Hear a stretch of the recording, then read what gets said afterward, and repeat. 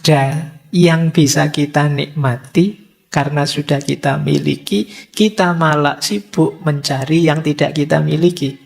Wong kita sudah bisa senang, sudah bisa bahagia dengan yang kita miliki selama ini, masih mencari yang lain, yang tidak dimiliki.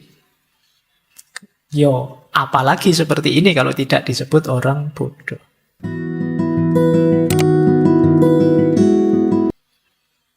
Dilanjutkan oleh Epikuros, tidak mungkin ada kecukupan bagi orang yang menganggap cukup itu kurang. Bisa dipahami ya? Sebenarnya kalian sudah punya, tapi masih ingin lagi karena kepunyaan kalian anggap kurang, padahal sudah punya. Sudah ada, tapi kalian masih ingin ya. Kalau mentalmu seperti ini, ya tidak akan pernah ada kata cukup. Kalian sudah punya baju 20 di lemari. Itu pun tiap kali buka lemari, pakai baju apa ya? Saya tidak punya baju. Lihat terus yang satu lemari itu buat apa? Kalau kalian tidak bisa merasa cukup dengan yang kalian miliki, ya tidak akan kalian pernah bilang cukup. Ini kata Epikuros. Pokoknya ada banyak mental seperti ini dalam diri kita selama ini. Kita merasa kurang saja, padahal sudah sangat cukup. Kata Epikuros lagi, kekayaan yang dibutuhkan oleh alam terbatas dan mudah diperoleh. Tapi kekayaan yang dibutuhkan oleh keinginan yang sia-sia meluas, tak terbatas. Kalau kita natural saja, memenuhi kebutuhan-kebutuhan dasar saja tadi, natural necessary tadi, itu gampang. Kan orang sering nyindir kita, alah ayam saja bisa makan meskipun dia tidak mikir macam-macam, berangkat dapat makan terus pulang dapat makan. Binatang saja bisa begitu, kok ada manusia yang sampai tidak bisa makan? Kenapa bisa begitu? Karena manusia tidak natural necessary tadi, keinginannya macam-macam. Kalau kayak binatang yang fokus natural necessary saja, yang dia inginkan basic dalam hidupnya pasti dapat. Sebenarnya kita juga pasti dapat kalau kita bisa mengklasifikasi kebutuhan kita. Baru ngelamar kerja itu pun sudah mikir pokoknya tahun depan saya harus sudah beli mobil, beli rumah, sudah menikah, sudah. Ya kamu stres sendiri. Pada akhirnya, kenapa? Keinginanmu tidak terkendali. Jadi padahal kalau kita yang alami saja, yang natural saja mudah. Yang sulit itu melayani keinginan kita. Perut kita itu tidak cerewet. Kalian isi nasi angkringan atau restoran mewah, dia terima kok. Apa dia pernah protes, ini angkringan balik, kan tidak begitu. Dia bisa, kita beri apa saja. Selera kita yang sering nawar. Keinginan kita yang sering protes. Jadi ini sindirannya Epikuros buat kita ya. Lanjut. Kata Epikuros, bukan kekurangan sebenarnya yang menyakitkan, tapi menanggung rasa iri yang timbul dari keinginan yang sia-sia. Kenapa harus diawali rasa iri? Ya karena biasanya keinginan kita jadi unnatural, tidak alami, juga unnecessary ketika kita melihat orang lain, membandingkan diri kita dengan orang lain. Sebenarnya yang kita miliki itu sudah cukup, tapi kita merasa kurang karena melihat orang lain. Padahal orang lain itu bukan kita. Mungkin standar mereka beda dengan standar kita, tapi karena kita melihat orang lain terus timbul rasa iri. Yang semurah cukup kita anggap kurang. Akhirnya kita merasa tersakiti oleh itu. Kalian merasa jadi orang yang lemah, jadi orang yang malang, jadi orang yang tidak punya apa-apa. Padahal tanpa kalian bandingkan dengan orang lain, sebenarnya kalian kan sudah bisa hidup nyaman dengan yang kalian miliki saat ini.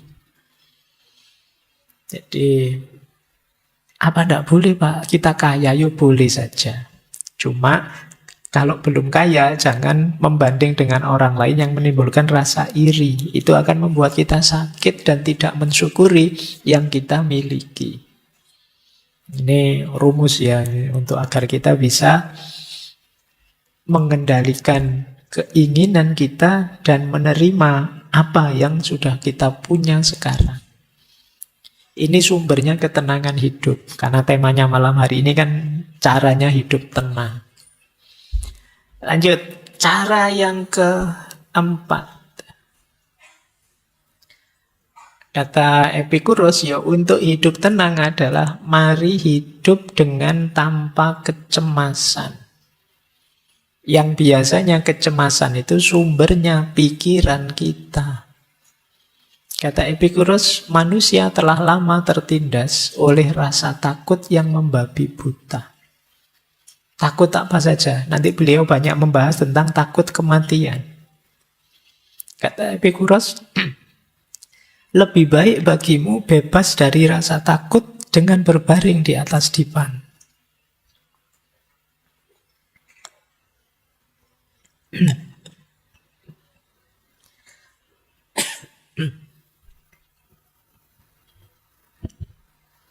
Sebentar.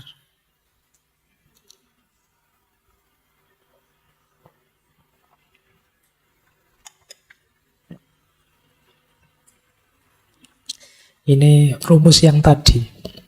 Setinggi apapun filsafat, kalau tidak sehat,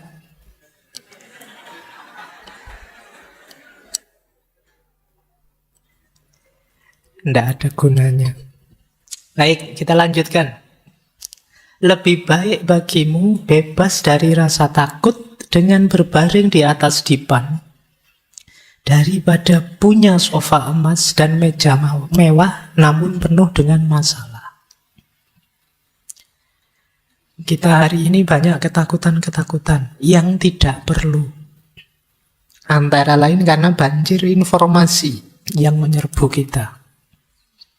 Pikiran kita sekarang aneh-aneh. Batuk kayak gini terus mikir, jangan-jangan paru-paru saya. Jangan-jangan ini, kita sering begitu ya. Kenapa? Info dari Google, dari mana-mana. Ada banyak ketakutan yang tidak perlu. Ada ndak yang sekarang masih semester 1, tapi sudah khawatir, besok saya bisa ndak ya jadi suami yang baik. Saya ndak bisa masak, gimana ya nanti suami saya protes ndak ya, padahal masih semester 1.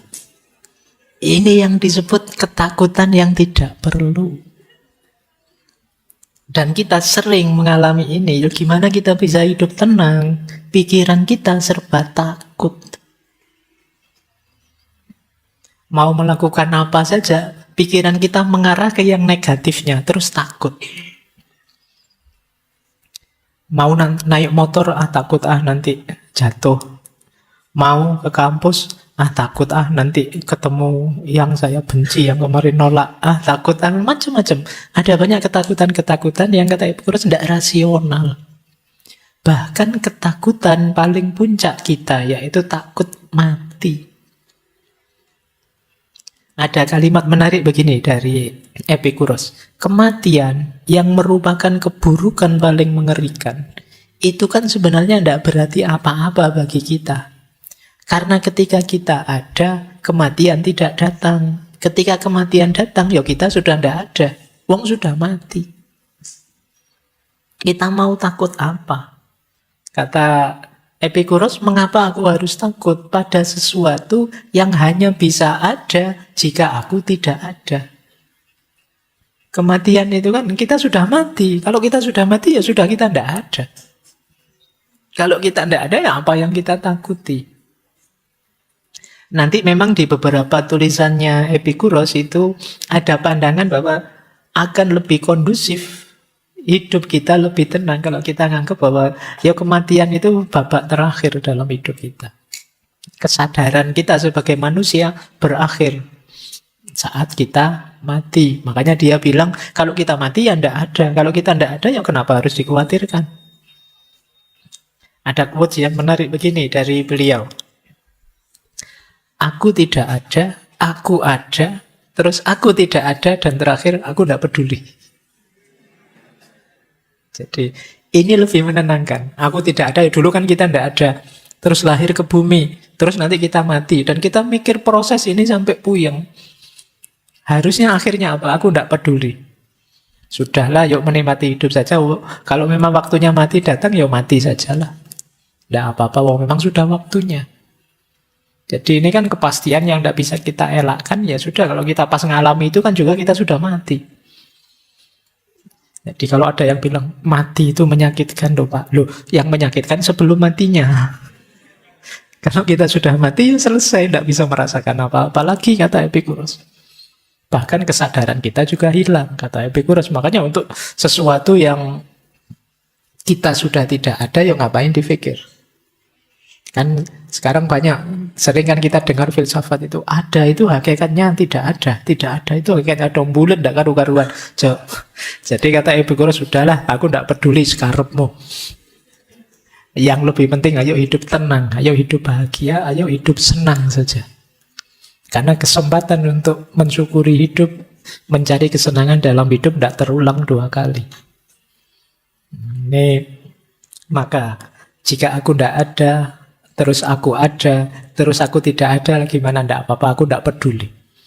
Ini quotes dari Epicurus. Jadi maksudnya apa kata aku tidak peduli itu? Jangan terlalu dipikir. Seringkali kita hidup karena kecemasan-kecemasan yang tidak perlu. Ya kalau dipikir negatifnya saja, kalian bisa tidak ngapa-ngapain. Mau belajar filsafat nanti, wah jangan-jangan nanti sesat ya Pak. Ya wis. Gimana mau bisa sesat, wong paham saja tidak. Tenang saja, tidak apa-apa, aman. Jadi kita pikirannya negatif terus. Mau ke masjid saja kamu, wah nanti di masjid bisa masuk enggak ya? Jangan-jangan saya dilarang masuk ini. Saya auranya kan agak aura orang-orang enggak pernah sholat misalnya. Kalau pikiranmu itu aneh-aneh. Jadi kita sering sekali mikir terlalu jauh yang aneh-aneh tadi. Jadi ketakutan yang tidak ada alasannya.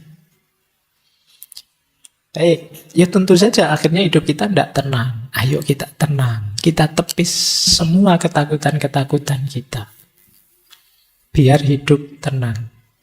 Ya memang hidup itu ada kesulitan, ada kegagalan, ada masalah, ada hal-hal yang tidak kita senangi. Tapi itu natural saja, alami saja. Tidak mungkin hidup kita positif, terus kadang-kadang juga negatif. Kita takuti atau tidak kita takuti, seperti itu polanya orang hidup. Oke, kita lanjutkan. Nah, ini termasuk yang beliau senangi, persahabatan. Sampai murid-muridnya pun dipanggil sahabat. Kata beliau, dari semua hal yang diperoleh kebijaksanaan untuk menghasilkan kebahagiaan hidup yang utuh, yang terbesar adalah kepemilikan persahabatan. Beliau bahkan menyebut antara perkawinan dan persahabatan itu lebih tinggi levelnya persahabatan.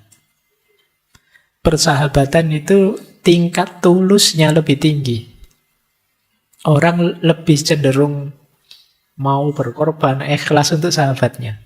Kalau dengan pasangan suami istri kadang-kadang masih ada pamrih-pamrihnya, masih ada harapan-harapan tertentu yang kalau tidak terpenuhi terus jadi masalah. Tapi kalau dengan sahabat tidak, dengan teman tidak.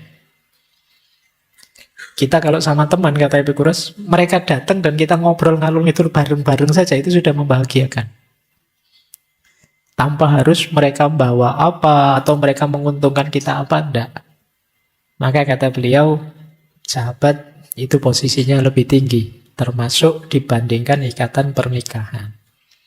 Jadi tidak masalah kalau kalian nembak, ditolak, terus jawabannya kita sahabat saja ya. Ya. Itu berarti ingin level yang lebih tinggi.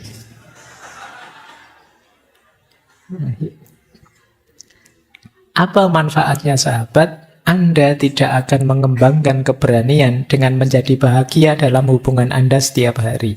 Anda akan mengembangkannya dengan bertahan hidup dalam masa-masa sulit dan menghadapi kesulitan.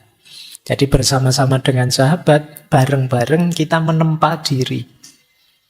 Jadi tidak sekedar dalam senang, tapi ketika menghadapi kesulitan. Bahkan itu kalimat terakhir itu menarik. Bukan bantuan teman-teman kita yang membantu kita, tapi keyakinan bahwa mereka akan membantu kita. itu sudah menenangkan. Saya mungkin kalah, mungkin jatuh, mungkin hancur, tidak apa-apa. Saya punya teman-teman yang apapun situasi saya, dia siap menerima saya. Ini membuat kita mantap, tenang. Jadi itu gunanya sahabat. Makanya ini mungkin agak kontras dengan yang di depan tadi, ingin hidup uzlah, tapi seandainya berinteraksi dengan orang, berinteraksilah dengan para sahabat. Ada quotes menarik bisa kalian pakai dari dia. Kita harus mencari seseorang untuk makan dan minum sebelum mencari sesuatu untuk dimakan dan diminum. Itu menarik ya, jadi cari sahabat. Jangan makan sendiri. Ya ajaklah teman. Kata Epicurus, makan dan minum tanpa teman itu sama saja dengan melahap seperti singa dan serigala. Singa dan serigala itu kan kalau makan ya kan tidak mikir ajak-ajak teman. Beda dengan binatang tertentu ya kalau makan bareng-bareng. Nah, ini quotes untuk para sahabat. Kalian jangan tenang saja kalau makan ada sahabatmu ya diajak makan. Siapa tahu dia bisa traktir kita. Nah, lumayan. Jadi kalau di dalam Islam itu kan ada cerita Nabi Ibrahim itu ya, yang beliau tidak pernah, Nabi Ibrahim itu makan sendirian.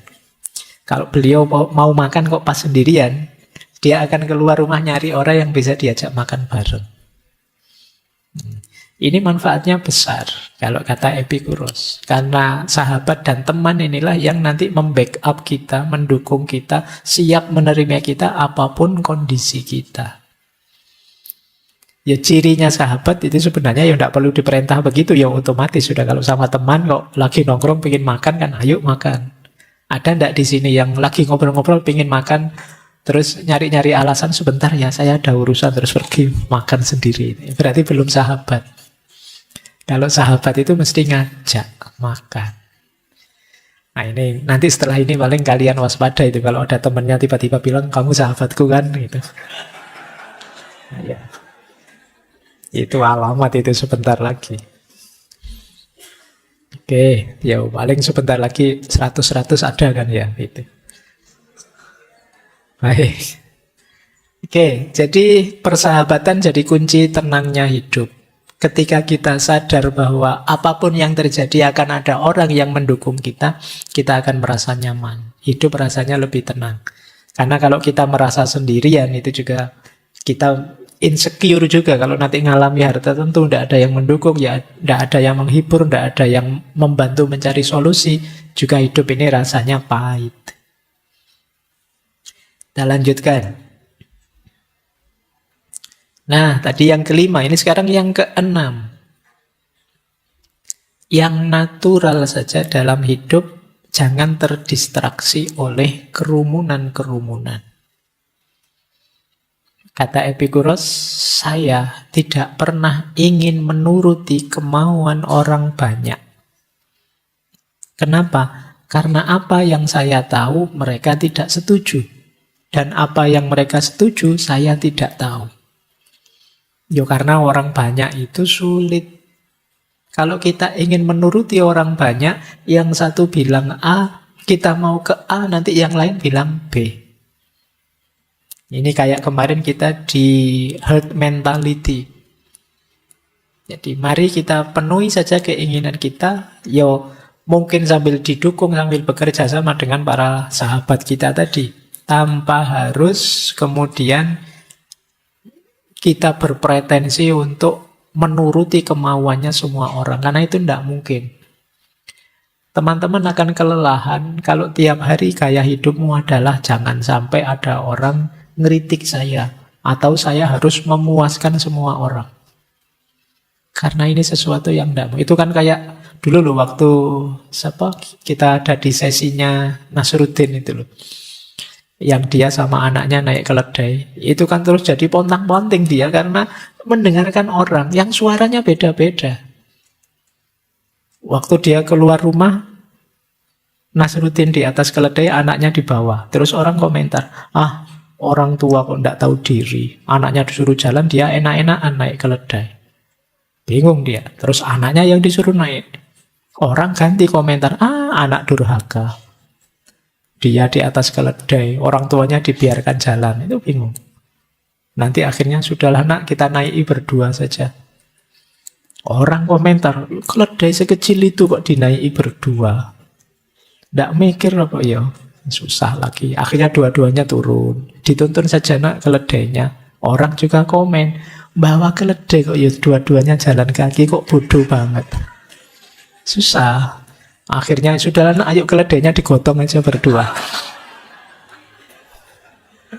Itu kalau kalian mendengarkan komentarnya orang. Hari ini kan kita sering digelisahkan itu. Kalian mungkin posting apa, terus orang komentar aneh-aneh banyak sekali. Ada saatnya terserahlah orang mau komen apa, yang penting menurut saya ini baik. Karena kadang yang komen juga iseng saja kok. Ngapain kita ambil hati sedalam itu? Nah, bagian dari ketenangan hidup adalah kita menyadari momen ini. Jadi biasa saja, natural saja, jangan terdistraksi oleh kerumunan. Kata Epikuros, jika kamu membentuk hidupmu sesuai dengan kodrat, hidup yang alami saja, maka kamu tidak akan pernah miskin. Tapi jika kamu mengikuti pendapat orang lain, kamu tidak akan pernah kaya. Karena kamu akan kerepotan sekali melayani mereka semua. Ini rumus ya, pokoknya ini rumus-rumus hidup tenang. Ini rumus yang ke-6. Sekarang rumus yang ke-7. Setiap orang pasti punya prinsip, punya nilai. Maka di antara sumber tenangnya hidup adalah kita mampu menegakkan nilai-nilai atau prinsip-prinsip hidup kita. Kok kita punya idealisme dan belum mampu menegakkannya, itu hidup kita belum tenang. Orang tenang itu kalau ada nilai yang mampu menjalankannya. Kayak kalian misalnya yang muslim yang meyakini sholat itu wajib. Maka ketika kalian bisa menjalankan sholat sudah tenang. Kalau belum mampu menjalankan sholat, kalian masih gelisah. Maka ketenanganmu antara lain terjadi kalau kalian bisa menegakkan nilai hidupmu. Mungkin kalian punya nilai kejujuran. Begitu kalian bohong, pasti kalian tidak tenang. Karena nabrak dengan nilai yang kalian yakini. Jadi ketenangan itu akan lahir sesuai dengan kesungguhan kita menegakkan nilai. Makanya ini tadi yang quote sempat kita kutip itu loh. Tidak mungkin hidup senang tanpa bijaksana, baik, dan adil. Dan tidak mungkin hidup bijaksana, baik, dan adil tanpa hidup yang senang. Jadi kesenangan, ketenangan itu bersyarat penegakan prinsip dan nilai. Beliau juga punya quotes begini. Kesenangan itu tidak jahat.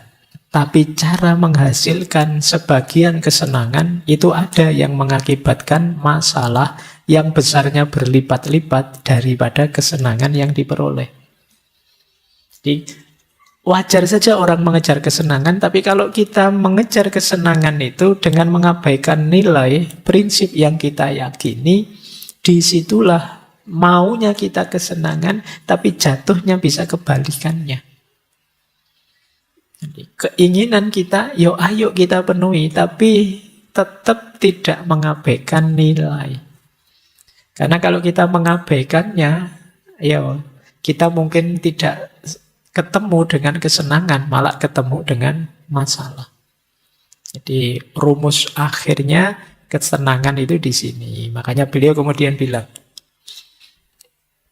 meski kita bisa mengelak dari hukuman, tapi orang yang melarikan diri tidak mungkin bisa hidup tenang. Karena mereka akan selalu ditakuti, ketakutan akan masa yang akan datang maupun masa kini. Kadang-kadang kita melakukan kesalahan tapi tidak ngaku. Kita salah tapi terus melarikan diri. Jangan dikira urusannya selesai. Kita sedang mempertaruhkan ketenangan hidup. Mungkin saja seluruh Indonesia tidak tahu, tidak ada yang tahu selain para malaikat dan Allah saja. Tapi kalian juga tahu yang melakukannya. Dan itu akan jadi ganjalan bagi ketenangan hidupmu. Maka kata Epikuros, ya tidak bisa kalian mengabaikan nilai, mengabaikan norma. Karena begitu kalian nabrak itu, pasti kalian tidak tenang. Mungkin tidak ada orang tahu, tapi kalian sendiri yang melakukannya kan tahu. Dan itu akan jadi memorimu, dan itu yang akan memblokir ketenanganmu. Kadang-kadang kalau orang melakukan kesalahan ini itu kan ada di memorinya. Kadang-kadang kalau dia mengalami kesialan apa, ketidakberuntungan apa, itu selalu disambungkan dengan kesalahannya sebelumnya. Makanya orang yang mendapatkan musibah itu kan sering mengeluhnya itu, ya Allah, apa salahku ya, apa dosaku ya. Karena memang ingatan akan salah dan dosa itu jadi memori yang menghalangi ketenangan kita. Kita was-was terus, jangan-jangan salahku, dosaku ini nanti terbalas dengan hal yang lebih pahit, lebih buruk. Jadi ketika kita mengalami kepahitan itu kita sambungkan dengan ingatan kita akan dosa dan kesalahan kita. Nah, jadi kalau ada teman-teman ini, kita semua kan kadang punya aib yang ingin kita tutupi, punya dosa yang tidak ingin kita ceritakan ke siapa-siapa. Tapi jangan lupa, kalau kita tidak ingin bersih-bersih diri, kita hanya menyangkal saja dosa itu, salah itu, ya pada saatnya kita sedang mengorbankan ketenangan kita. Hidupmu tidak akan tenang. Ini mungkin teori yang banyak dipakai di drama-drama itu kan, kalau pas gegeran, yo kamu menzolimi aku sampai segininya, tunggu saja, ingat-ingat saja. Kamu tidak akan tenang hidupmu. Karena memang kesalahan dan dosa itu membuat kita tidak nyaman dan tidak tenang. Baik, saya kira itu dulu ya, teman-teman, pelajaran tentang hidup senang dan hidup tenang. Jadi ternyata gaya hidup hedon versi Epikuros itu tidak seperti bayangan kita, yang orang hanya nyari senang saja, melampiaskan hasrat dan hawa nafsu saja.